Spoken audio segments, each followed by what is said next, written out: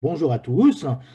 Nous sommes ravis chez ConnectWave de vous accueillir sur ce salon événement Connect Plus Event pour sa 5e édition virtuelle, évidemment compte tenu de la situation sanitaire. Alors, nous avons préparé une série de 12 conférences et échanges autour de la RFID et de l'IoT dans leurs usages et couvrant les retours d'expérience sur plusieurs secteurs industriels et de services. Donc, elles se succèdent tout au long de cette journée en suivant le programme que vous avez pu consulter.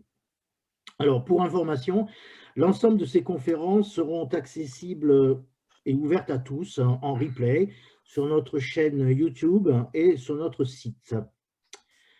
Donc, avant de lancer la conférence, merci de me confirmer dans le chat, c'est-à-dire le bouton discussion que vous avez en bas de l'écran Zoom, s'il n'y a pas de problème dans le son et la vision et la visibilité. Donc, vous répondez oui, tout simplement, pour nous rassurer.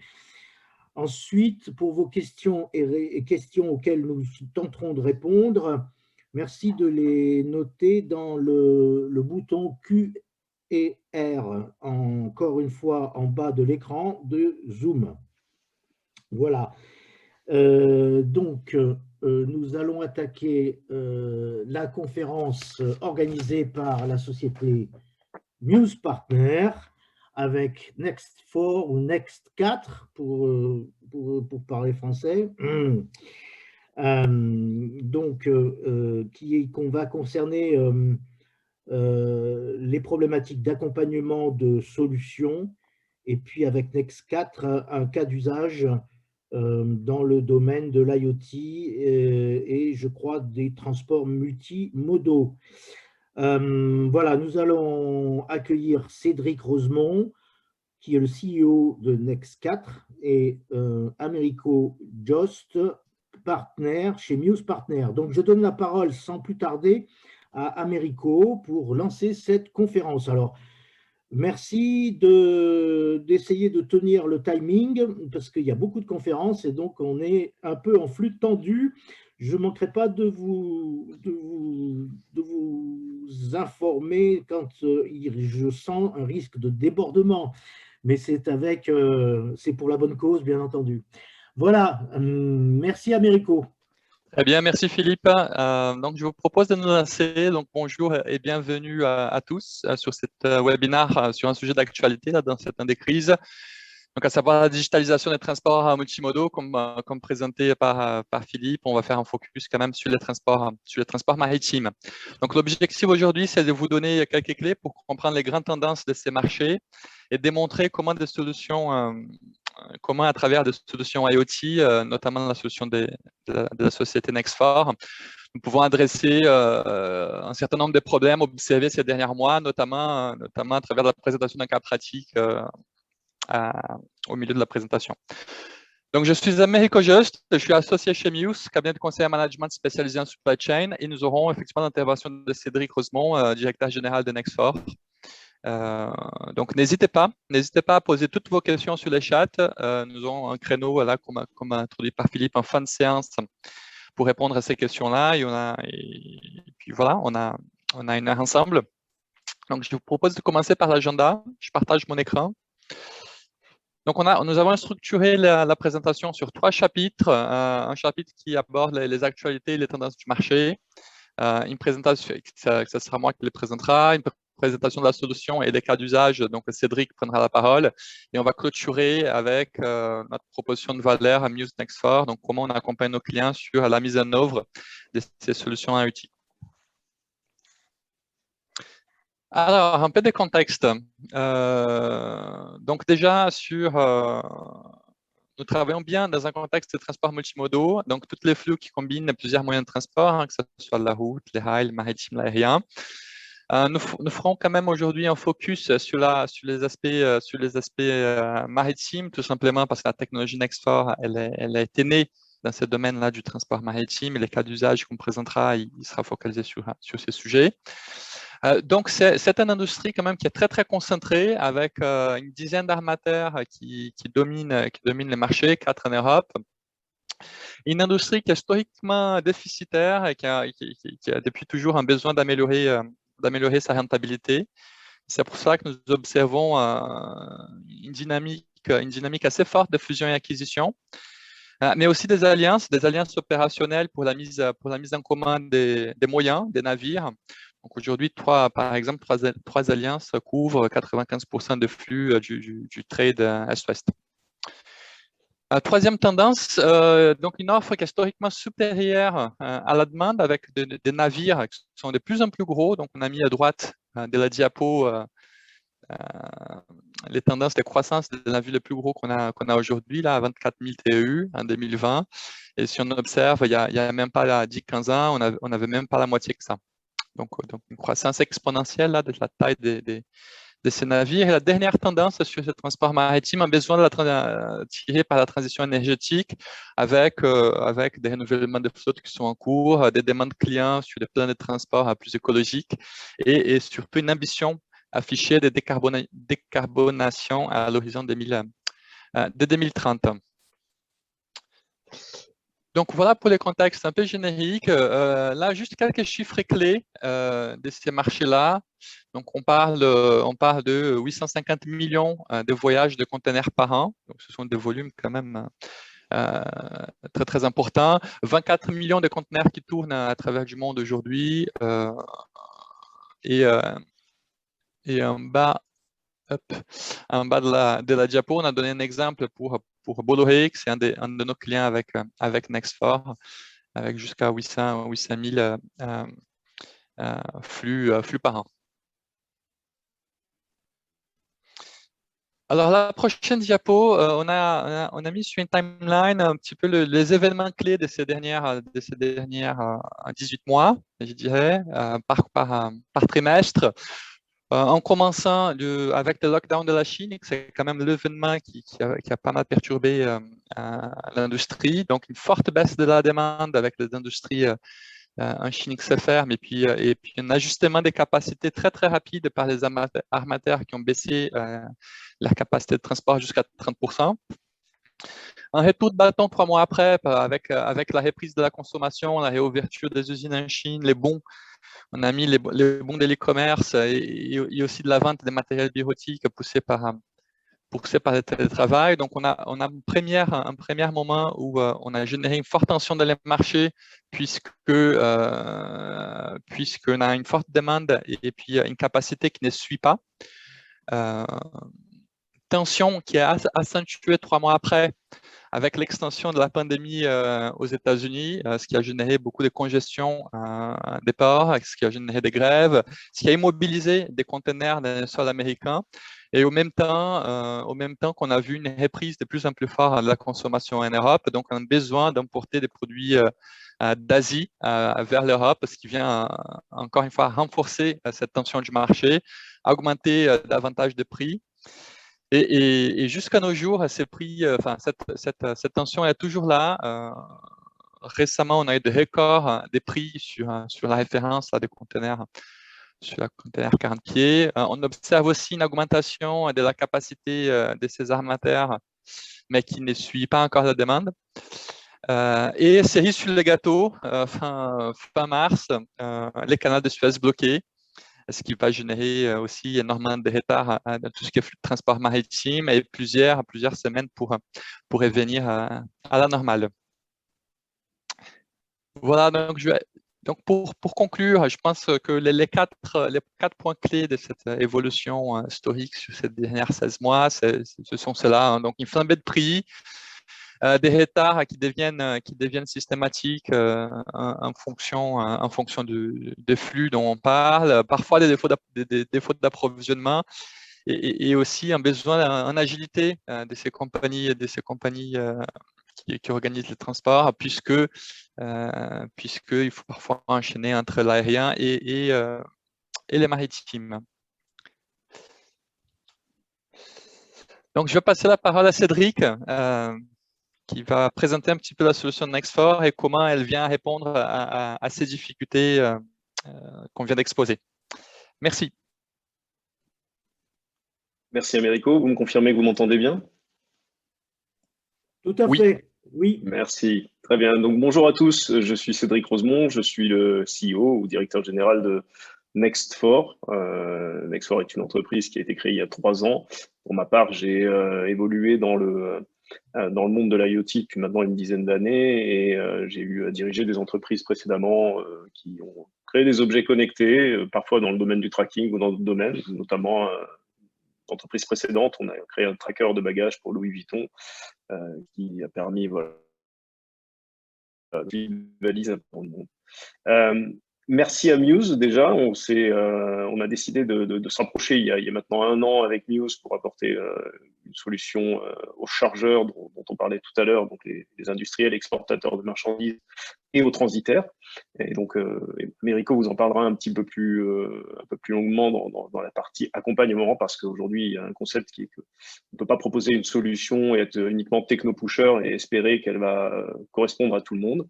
J'y reviendrai, il y a des maturités différentes, il y a des adoptions différentes, donc c'est là où on attend beaucoup voilà, de Muse pour mettre en musique.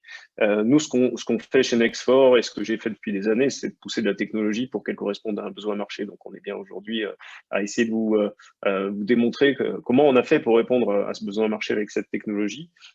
Donc, dans la présentation que je vais essayer de vous proposer ici, c'est une présentation qui présente la solution Next4, mais surtout les contraintes auxquelles elle a répondu aussi pour pouvoir être mise en œuvre, et puis peut-être comment on articule une solution IoT avec une solution data dans ce domaine, qui est finalement assez ancien. Le container maritime, c'est une grosse boîte métallique qui existe depuis 1960, qui n'avait pas beaucoup évolué. Alors, il y a eu quelques solutions dans le suivi de cette grosse boîte métallique. Et les armateurs, les compagnies maritimes ont mis en place depuis maintenant une dizaine d'années des échanges via leur, c'était l'ancêtre des API, on appelle ça des EDI, donc des échanges d'informations pour que des humains puissent renseigner le fait qu'un container est rentré dans un port ou qu'un container est bien embarqué sur un bateau. Donc, avec tout ce que l'humain, dans des pays différents, peut apporter comme risque aussi de saisie faussée ou de saisie qui soit très, très en retard.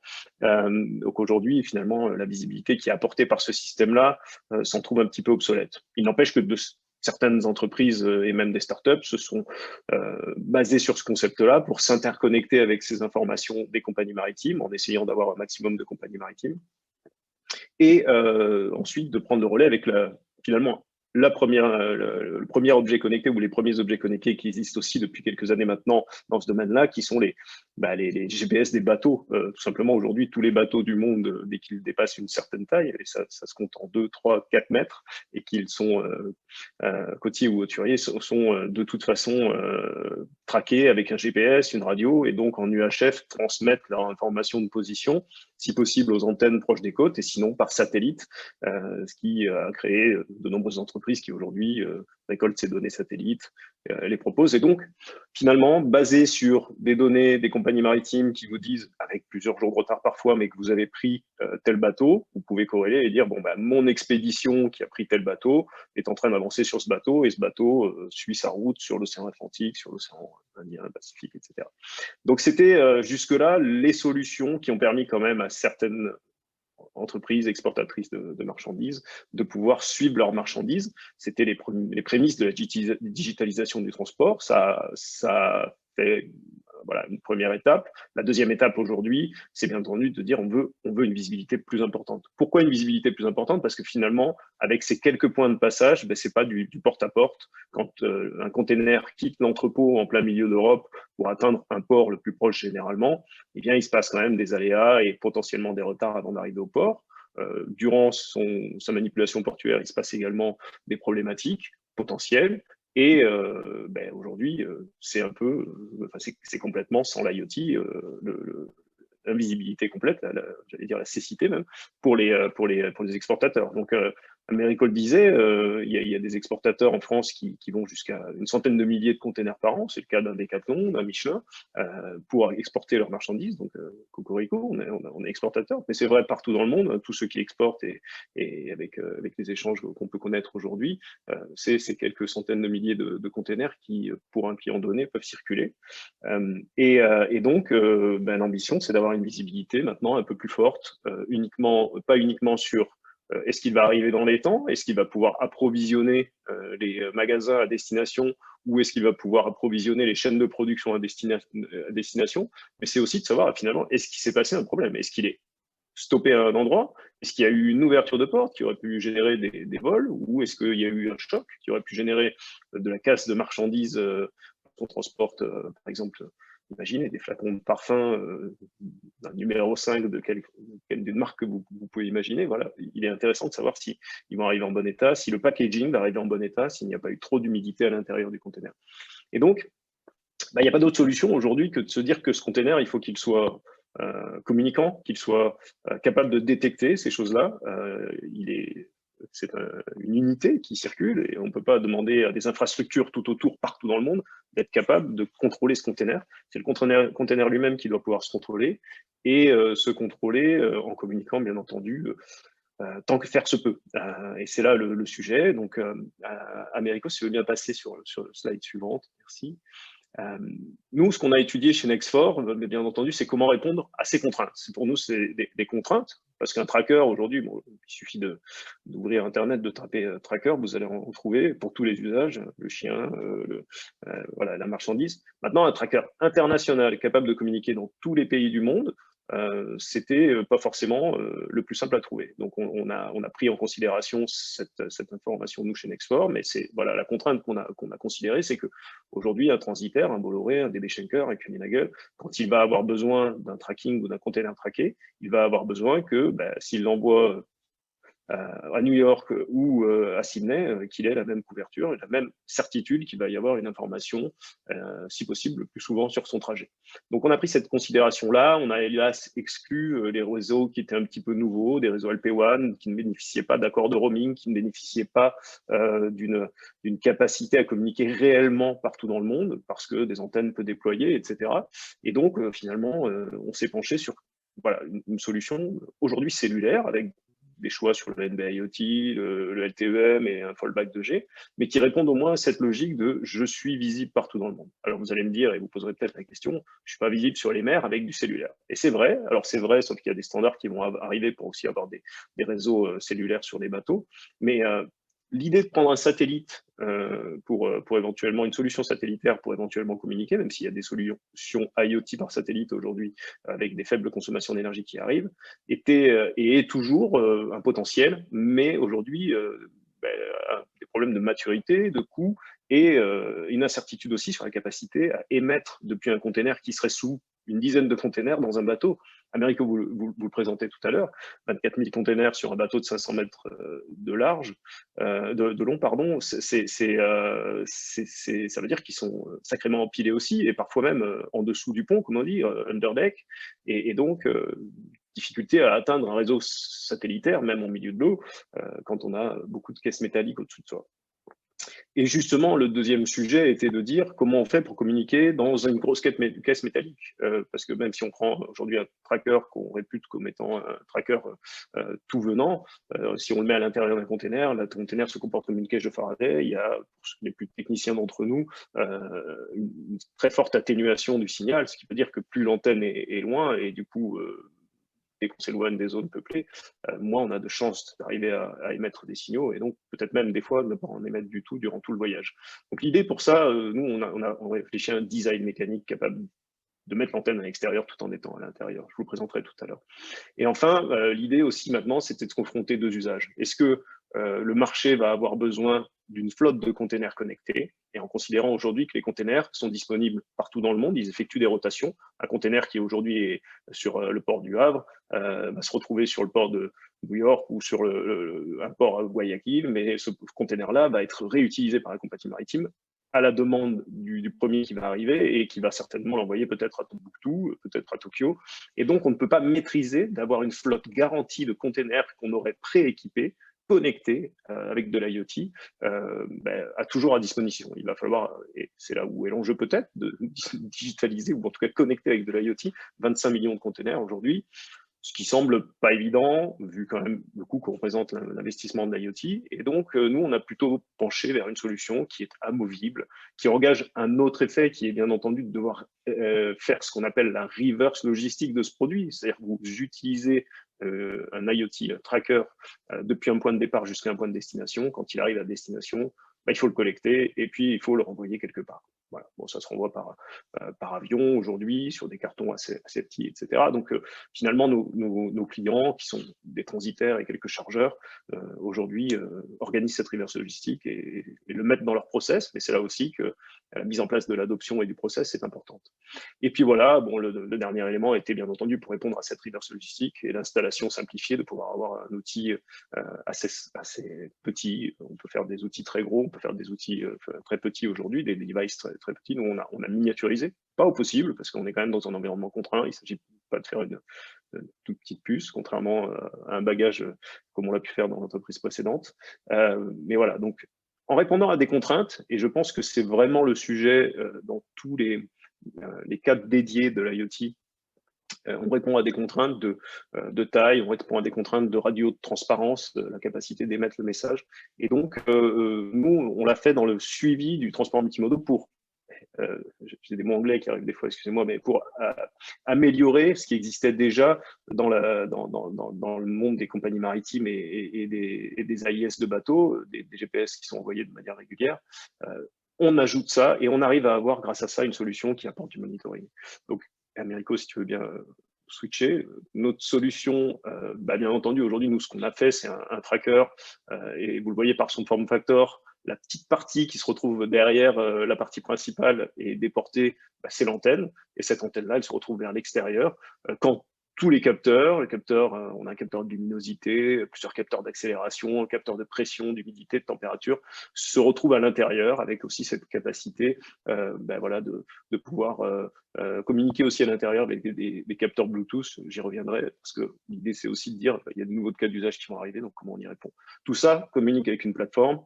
Nous, on a choisi d'avoir de la donnée et une plateforme avec des approches différentes. La première approche, c'est de dire, on offre une solution clé en main pour tous ceux qui veulent voir la donnée qui arrive et qui vient de tous ces capteurs préinstallés, mais aussi, pourquoi pas, la capacité de donner de la donnée, de l'information, de la data qui puisse être traitée par les entreprises qui sont des power users. Et ça répond à des maturités différentes. J'y reviens aussi. Americo, si vous voulez switcher, voilà. Donc, la solution Next4 aujourd'hui répond à ça. Elle a une vraie efficacité de signal. Elle a une batterie très, très longue, finalement, pour le modèle. On n'est pas basé sur du LP1, mais aujourd'hui, en fonction de l'usage, elle s'active ou elle se désactive, en fonction d'un container qui bouge, qui ne bouge pas, d'un container sur lequel on a justement mis ce tracker. Il a un capteur magnétique et il détecte quand il est sur une plaque métallique grâce à un aimant qui va rayonner plus ou moins fort.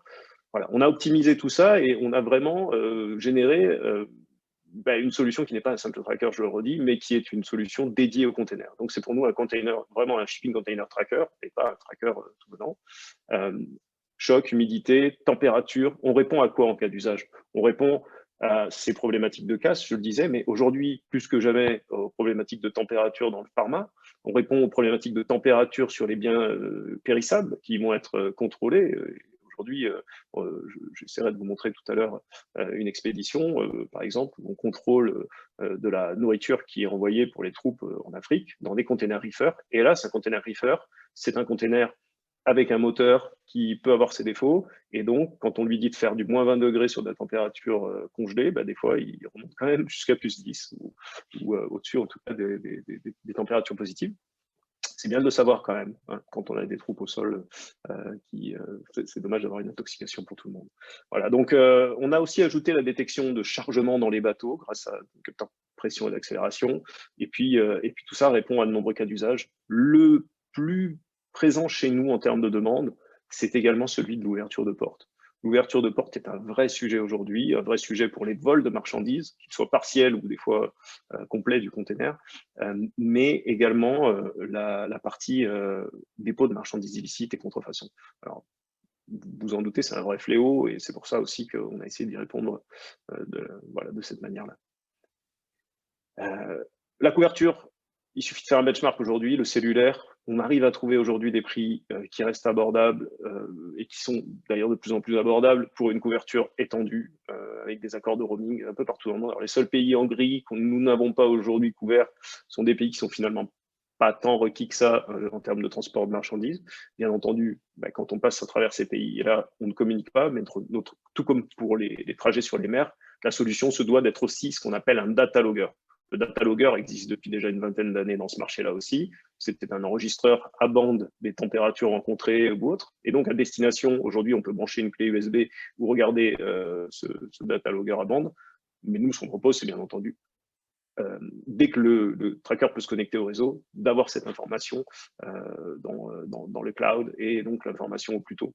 Il s'est passé un problème de température en plein milieu de l'Atlantique. Je suis en train d'envoyer mes produits pharmaceutiques depuis Paris jusqu'au plein milieu du Canada. Eh bien, je vais être informé dès que le port de Montréal est joint, enfin Halifax, Montréal, est rejoint, de l'information qu'il y a eu un problème de température. Je vais pouvoir agir au plus tôt, je vais pouvoir soit renvoyer de la marchandise, soit prévenir au sol que cette marchandise-là, voilà, ça sert à rien de prévoir le déballage, l'industrialisation, etc. Voilà pour la partie couverture. Nous, on y a ajouté parce qu'aujourd'hui, finalement, on se doit d'être un peu aussi un peu adaptable, permissif sur des cas d'usage différents. Donc, on a ajouté la capacité de faire du BLE et donc de pouvoir aujourd'hui avoir des cas d'usage aussi différents. Notre tracker se comporte comme un tracker du container, mais c'est vrai que des fois, on a besoin peut-être d'informations au plus près du produit sur la température à cœur. La température ambiante du container peut varier de quelques degrés par rapport à la température dans des caisses réfrigérées à l'intérieur du container. Et donc, on a ouvert cette capacité aussi à communiquer, là pour le coup, avec une communication BLE dans le container et de pouvoir savoir si oui ou non les cartons sont toujours présents dans le container grâce à des beacons qui sont finalement aujourd'hui assez abordables, moins d'une quinzaine d'euros, vous avez un beacon BLE simple.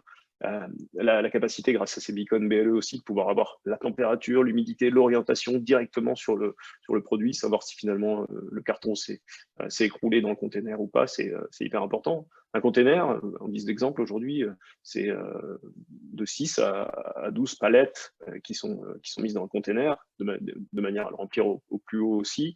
Un container qui tangue un peu avec le roulis, enfin, sur les bateaux, ça peut faire bouger la marchandise.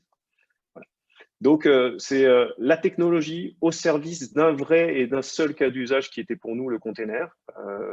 Dans un premier temps, quand on a créé Next4, bien entendu, nos cibles ont été de travailler avec ceux qui en ont besoin aujourd'hui, c'est-à-dire les chargeurs, mais aussi ceux qui leur apportent le service de la bonne conduite de leur transport de marchandises et qui aujourd'hui leur donnent de la visibilité tant qu'ils le pouvaient, les freight forwarders, les transitaires. Et donc, on a aussi une stratégie de travailler en partenariat avec ces freight forwarders pour leur permettre d'avoir une solution qui est mise en visibilité des exportateurs et donc ce qu'on appelle les chargeurs. Si tu veux bien switcher. D'accord. Donc, eux, qu'est-ce qu'ils nous ont demandé? C'est de dire, finalement, vous répondez à 90% de mes exports de marchandises, mais j'aimerais aussi contrôler les 10% restants qui sont sur l'avion. Parce qu'on ne l'a pas dit, mais en fait, quasiment 100% des flux aujourd'hui circulent par la route. Hein. On part d'un entrepôt, c'est la route, ou rarement le rail directement, mais la route, potentiellement le rail.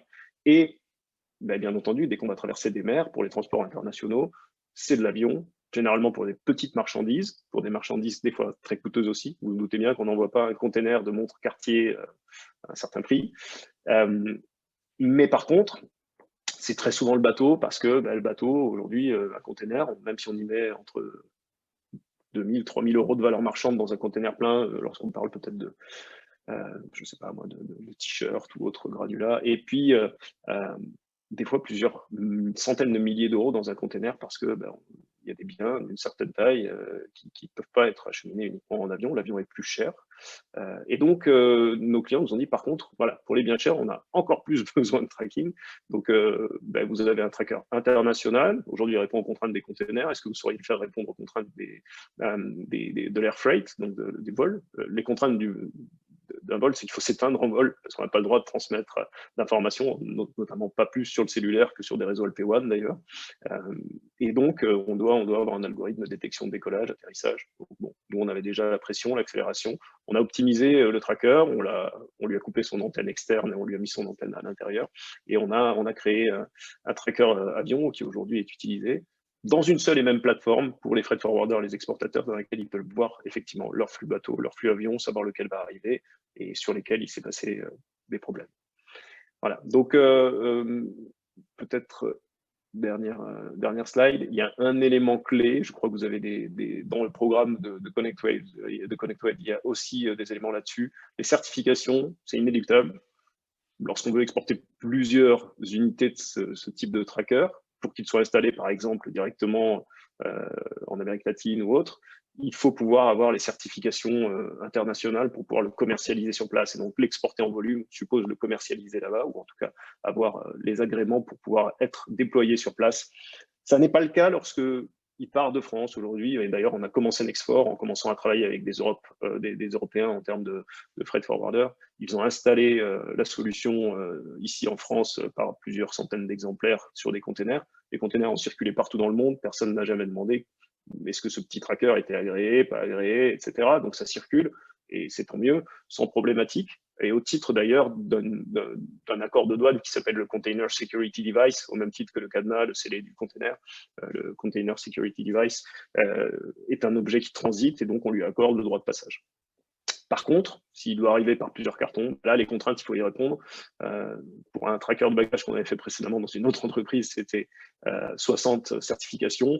Là, pour Nextfor, on en a déjà fait une dizaine pour pouvoir être disponible dans des pays, pour pouvoir déployer largement dans ces pays-là.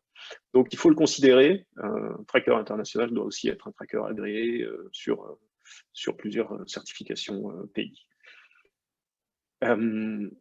Américo, si tu veux bien. Merci. Voilà. Je ne peux pas ne pas parler de la plateforme. Aujourd'hui, c'est d'ailleurs ce qui va vous montrer ce que donne comme résultat le tracker. Le tracker, derrière, il génère de l'information. Il faut la traiter. Il faut, bien entendu, traiter les informations qui peuvent être erronées. Des fois, un choc n'est pas vraiment un vrai choc. Vous savez que c'est de l'accéléromètre, c'est du traitement de signal. Et que ce traitement de signal-là, bon, ben, des fois, la porte fermée violemment, qui n'est pas un choc du container lui-même, va générer un choc chez nous. Donc, on corrèle toutes les informations et on donne une visibilité au client sur une plateforme qui va lui présenter tout son historique, bien entendu, du flux de son container ou de son colis. Il va pouvoir accéder à la donnée du device s'il se sent un peu power user pour essayer de comprendre lui-même, mais sinon on lui explique des choses. Et puis, bien entendu, on lui permet d'avoir des alertes. Il y a deux types de traitements aujourd'hui dans le flux digitalisé. Et c'est pourquoi, à mon avis, l'IoT est incontournable aujourd'hui. L'analyse que va permettre, grâce à des notifications d'exception, ce type de tracker va permettre de résoudre des problèmes ou au moins de pouvoir pallier par un renvoi de produits à destination. Mais clairement, vous recevez aujourd'hui, depuis la plateforme Nextfor et depuis les plateformes de digitalisation basées sur l'IoT, vous recevez des notifications par email qui sont paramétrables pour être la juste notification. Il ne s'agit pas de recevoir des spams toute la journée et de ne pas se préoccuper d'une notification. Une ouverture de porte, c'est primordial pour votre équipe. Il faut que vous puissiez savoir que c'est une ouverture de porte, non pas dans un site dans lequel ils sont attendus, chargement, déchargement, voilà, mais que vous puissiez savoir si elle est suspecte ou pas, cette ouverture de porte. C'est ce qu'on apporte, c'est de l'analyse, de la pré-analyse et de la visualisation et des alertes. L'autre slide, s'il te plaît. Le deuxième, enfin le point clé aussi, c'est que je vous le disais tout à l'heure, il y a des différences de maturité. Aujourd'hui, si vous avez ce qu'on appelle un Transport Management System qui est capable d'accueillir de la donnée, on peut pousser directement avec une API de l'information. C'est le dernier item. Mais pour tous les autres, on a bien entendu la plateforme qui se suffit elle-même. Et puis, on peut même customiser cette plateforme si vous voulez, vous en approprier voilà, une sorte de marque blanche, parce que forcément, quand on est par des intermédiaires comme les freight forwarders, ils veulent eux-mêmes avoir une solution globale de suivi et donc ils souhaitent avoir leur propre logo et des informations concernant leur entreprise. Donc voilà comment on a élaboré notre plateforme chez Nextfor. Voilà. Et bien entendu, je le disais, de l'alerte, mais l'idée c'est que lorsque on a beaucoup de data, l'IoT c'est la data generation, et dans ce contexte-là de suivi de transport de marchandises, ça permet l'analyse, ça permet d'avoir une tour de contrôle, Mais bien entendu, ça va permettre aussi de post-analyser en termes de statistiques et de se dire, mais pourquoi je ne suis pas performant?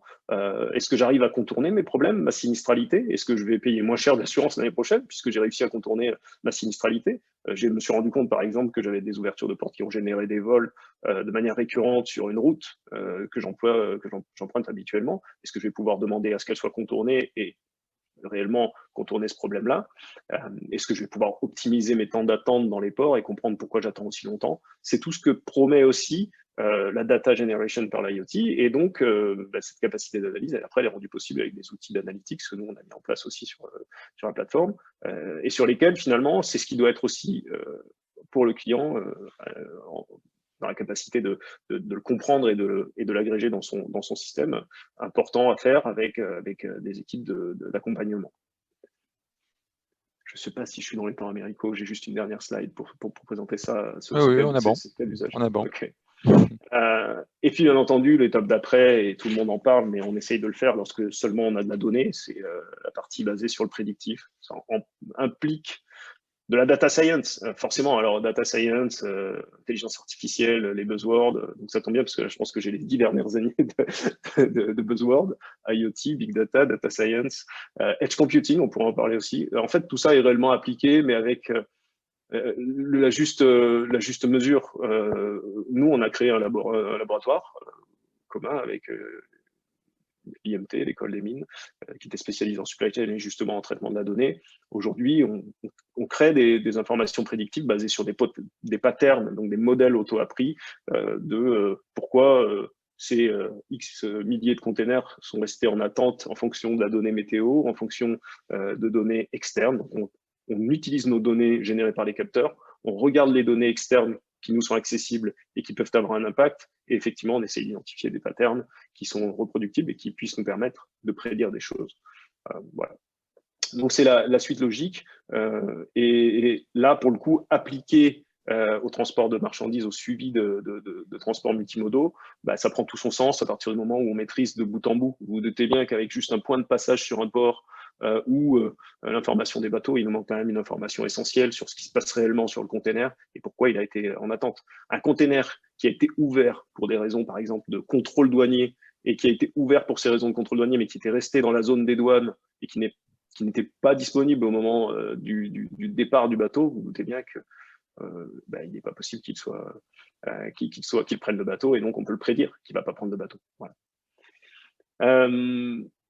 Voilà pour cette partie-là. Peut-être si tu me laisses 2 minutes avant de passer sur l'accompagnement, je vais essayer de partager un peu la plateforme, vraiment j'en ai pour 1 minute à le faire. Hop, je vais partager mon écran. Stop 1. Voilà. Hop, donc très rapidement, la plateforme Next4, elle se présente ainsi. Aujourd'hui, pardon, j'y reviens. On présente une plateforme qui, lorsque l'on loue, on voit l'ensemble de ces expéditions voilà, un seul écran. Donc, ce sont tous les trackers qui peuvent être installés pour un client donné sur des containers.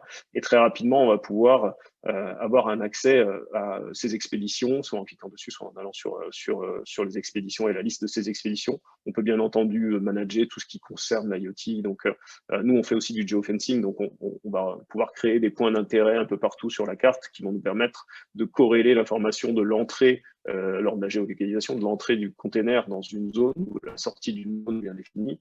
On va pouvoir bien entendu administrer l'ensemble de ces trackers, savoir s'ils ont une batterie qui est toujours en état de faire une expédition, etc. Et puis bien entendu accéder aux analytics dont je vous parlais tout à l'heure.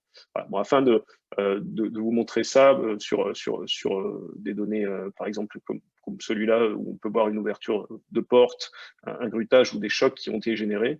Voilà ici par exemple un container qui est parti de Guayaquil et qui a rencontré des ouvertures de portes, qui a rencontré le grutage sur le port de Guayaquil, qui justement générait des chocs sur le container. Et donc, si on regarde un petit peu comment la plateforme va nous permettre de faire cette analyse, on va pouvoir tout simplement cliquer sur l'événement dans ce qu'on appelle nous ici la timeline. Ici, on va pouvoir avoir l'information directement de la position courante du container, mais également de son flux passé. On va pouvoir aller plus bas et regarder directement sur un zoom pour pouvoir analyser de manière plus fine aussi la position exacte.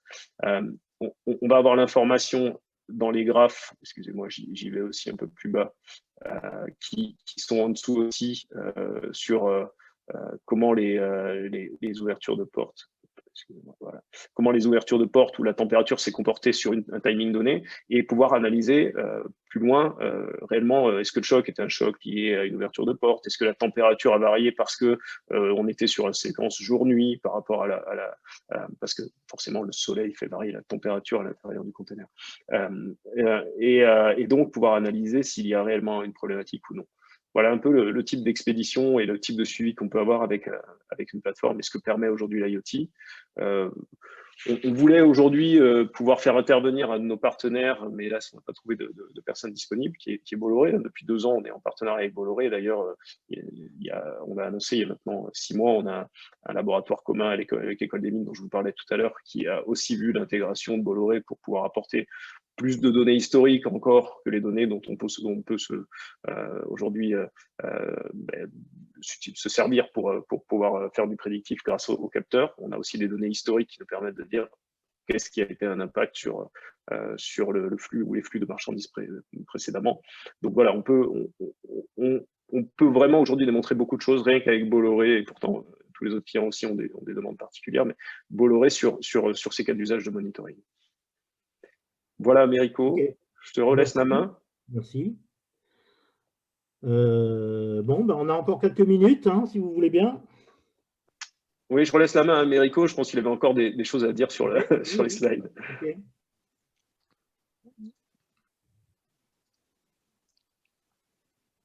Ouais, je reprends la main. Ouais, c'est le dernier message qu'on a voulu passer avec Next4, c'est qu'on a défini ensemble un parcours pour embarquer nos clients dans la démarche.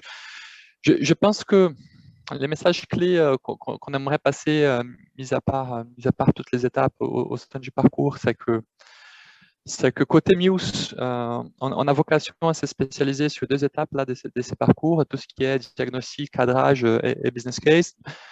Donc, aider nos clients à répondre à la question, est-ce que ça vaut le coup de se lancer sur ce genre de démarche? Est-ce que ça vaut le coup de commencer à installer des IoT dans ma flotte, dans mes conteneurs? Donc, ça, c'est une première étape. Et puis, une deuxième étape, une fois qu'on répond à cette question de façon positive, c'est accompagner les clients à la réflexion de quelle est l'organisation et les processus de demande qui permettront d'en tirer un maximum de valeur de ces solutions technologiques type IoT. Et puis côté Next4, je pense que les cœurs de métier, c'est de développer, installer ces solutions en direct chez nos clients. Voilà, c'est un peu les messages clés qu'on aimerait bien passer et que finalement la technologie en soi elle n'est pas suffisante quelque part pour dégager cette valeur. C'est que c'est important aussi de réfléchir à l'orga et au processus cible qui accompagne cette technologie pour rendre l'initiative pérenne dans les temps. Bien sûr. Si tu veux rajouter quelque chose, Cédric, oui, là-dessus. Et puis on a les 15 minutes. Voilà, je l'ai redit, non, je pense qu'on va répondre aux questions potentielles, mais je l'ai redit tout à l'heure. Les clients ont une maturité vraiment différente et je pense que c'est ce qu'il faut regarder quand on pousse de la technologie pour des besoins qui sont évidents, même si parfois on a l'impression que ça répond à tout. Il y a une chose auquel on ne répond pas, c'est l'organisation, le budget et l'investissement nécessaire par les équipes déjà en place pour accueillir cette technologie. Même si on dit à nos clients aujourd'hui, un tracker Next4, ça vous coûtera que quelques euros par flux pour pouvoir contrôler. Derrière, finalement, eux, ça leur coûte au moins une personne qui va aller finir le process un peu partout dans le monde. Et ça enfin voilà, faut qu'ils aient pris en compte ces éléments-là et qu'ils soient accompagnés pour le faire s'ils n'ont pas la maturité. Après, on rencontre des clients différents. Enfin, on a 2-3 clients en Allemagne qui ont une maturité très forte sur l'IoT, qui ont intégré dans le process au début en n'en faisant que quelques expéditions et qui aujourd'hui ont des projets avec des 8000 containers systématiquement connectés tous avec de l'IoT.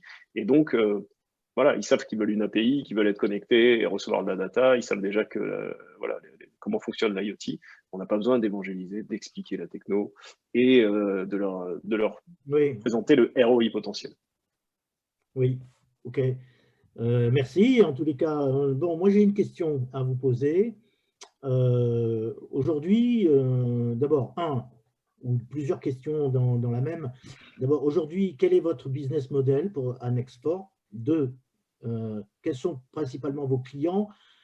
J'imagine des chargeurs, mais peut-être d'autres, parce que je connais plusieurs solutions de ce type que vous devez connaître, c'est votre boulot, et qui sont promues par des armateurs, par exemple. Et comment vous vous positionnez par ces autres offres concurrentes?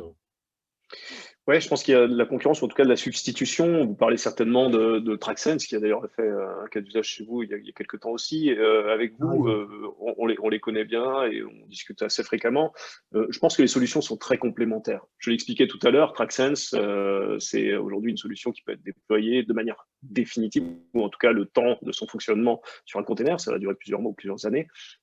Et le container, il va partir d'un point A dans le monde et il va se retrouver quelque part ailleurs dans le monde, et puis il va circuler en espérant de pouvoir le réutiliser et que les clients à destination puissent avoir besoin de cette technologie, et c'est pas forcément évident qu'elle soit demandée partout dans le monde.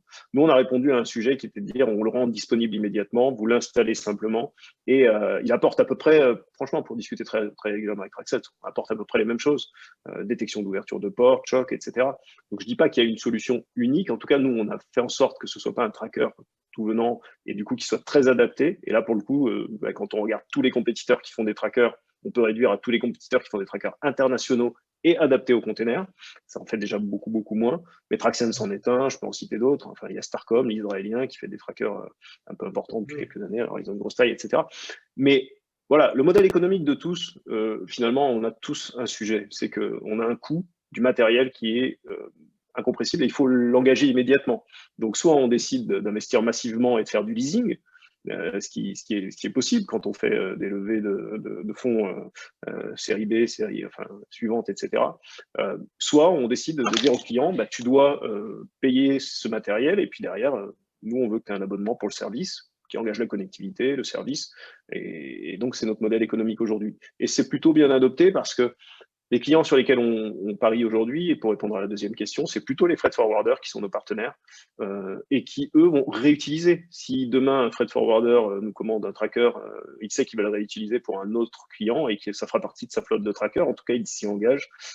Et donc, on n'a pas un modèle aujourd'hui où on vise à dire c'est nous qui payons upfront le prix du tracker et derrière, on vous le loue, quoi. Voilà. D'accord. Donc, ce que vous pointez aussi, c'est la valeur ajoutée que peut apporter une société comme Muse Partner dans le dialogue avec le client final et la mise en œuvre au fur et à mesure du process de développement, quoi, enfin de déploiement, on va dire. Hein, c'est Écoutez, ça? oui, nous, en fait, pour être très clair, le retour d'expérience qu'on a, c'est que quand on sort une technologie comme celle-là, on passe énormément de temps à faire des choses aujourd'hui pour évangéliser la technologie, pour la faire adopter chez les clients, pour leur démontrer que ça fonctionne. Enfin, voilà, pour réduire notre mise sur le marché, très clairement, il faut qu'il y ait des gens qui soient capables de dire mais ça fonctionne, voilà le retour sur investissement. Ne passez pas par un trial, donc une période d'essai de 6 mois ou d'1 an, ça sert à rien. Cette techno-là, elle a fait ses preuves chez un autre. Si vous avez le même Oui. modèle chez vous, ça fonctionne, quoi. Parce que c'est ce dont souffre la technologie et notamment l'IoT. Vous connaissez les grosses promesses de l'IoT depuis 15 ans maintenant ou 10 ans maintenant. On parlait de quelques milliards d'objets connectés déployés, etc. en 2020. On est en 2021 et bientôt 2022 et je crois que le marché n'est pas atteint.